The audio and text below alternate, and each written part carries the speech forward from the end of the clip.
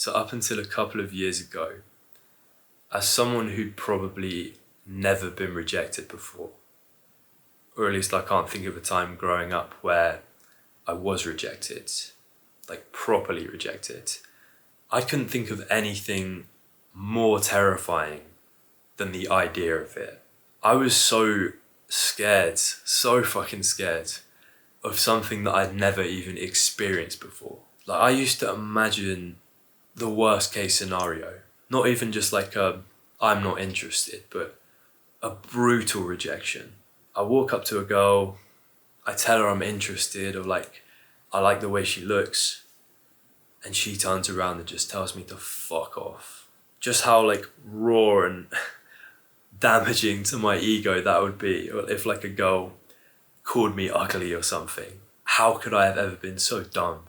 Or like how could I have ever thought this would go my way? Like, even the idea of it would just have my thoughts running rings around me. And this was honestly a problem for so long. Like, even when girls started to like me, even when there was a girl that I liked and I knew that she liked me back, I still just couldn't ask her out. Like, I was so paranoid that she was going to turn around and reject me, which was so stupid because sometimes these girls would literally have to do everything. Like, they'd have to make it so clear that they were into me. Like, I think my last girlfriend even, she literally had to blatantly tell me that she liked me for me to even make a move. So I was just like so paralyzed with fear every time this idea of rejection came into my mind. It honestly fucked up my life. Like, it fucked up so many opportunities I had with girls. Now I'm very happy to say that I've experienced a lot of rejection since then. Like,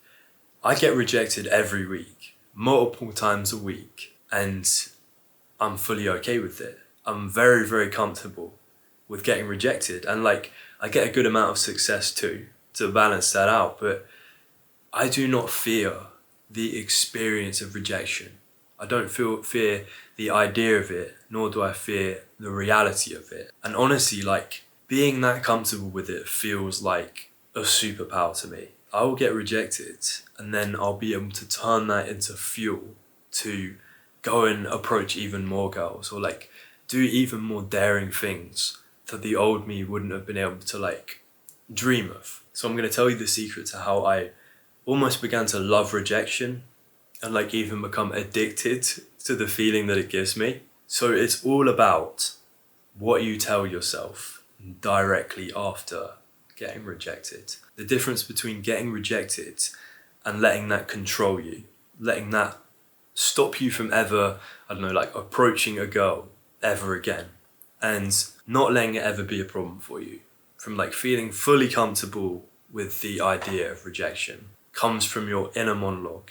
It is all about not letting those negative thoughts drag you down. It's all about coming up with a way to reframe those as something more positive. So I'll tell you about an experience I had yesterday.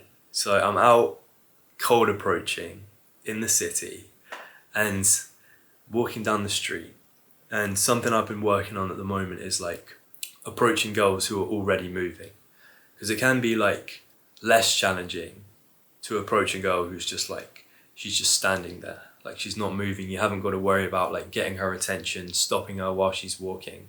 So I've been trying to work on that. So she's walking towards me, I'm walking towards her, and I like put out my hand. I say like, excuse me, sorry. And I kind of timed this quite badly, because at the same time she's like coming towards me, she's literally like walking past this like, it's like a dad and his older teenage son. So I kind of timed this very badly. Like, the second I say like, hey, excuse me, she's literally coming past these guys. So she ends up blanking me. Like, this is like as blatant a rejection as you can get. She just blanks me, she ignores me. She looks at me and then just like, she doesn't even respond. So I'm like, oh shit, that's okay. But then I have the dad and his son like looking at me like I'm some kind of weirdo. Like, what does this guy want with this girl? Like, this is all kind of what I'm thinking in the moment. Do they think I'm some kind of predator or whatever? They think my intentions are like a little bit wrong towards this girl. But then after I just keep walking, And I'm like, that's the textbook definition of something that just would have stopped me approaching ever again in the past. That is like a painfully memorable rejection for most people. So then I say to myself, like, this is where I need to reality check myself. Like, I need to stop making this into a much worse situation than it needs to be. So first of all, I remind myself that, sure, like that was a little bit painful to go through. I was kind of wincing a little bit, just getting ignored like that. But give it 24 hours. When everyone involved is waking up tomorrow morning, who's even going to remember? They're not going to be thinking about this one small moment from their day, this like literally a 5-second moment out of an entire 24 hours. I can pretty much guarantee that is not the first thing anyone's going to be thinking about. Everyone's already going on with their own lives. They have their own shit to worry about. They're not going to be thinking about some like botched approach. And even if they are, like, I'm never going to see any of these people again in my life. Like, this is a massive city, like 6 million people. So in my mind, like, yes, I'm experiencing this little bit of pain right now, but just by reframing the situation, like putting things in perspective, that's almost gone entirely. Like, I kind of failed, but it's like this experience never really happens because no one's going to remember it. And then after I've overcome that little like limiting belief of mine, that is when I get like the absolute surge of dopamine, of adrenaline. That's when the hype starts to set in, that I just did something extremely daring. What you've got to realize is that, like, in order to get rejected, in order to even be in that situation, it takes balls. Like, I can say that 90% of people I know have never even gone up to a girl and like approached her in the way that I did.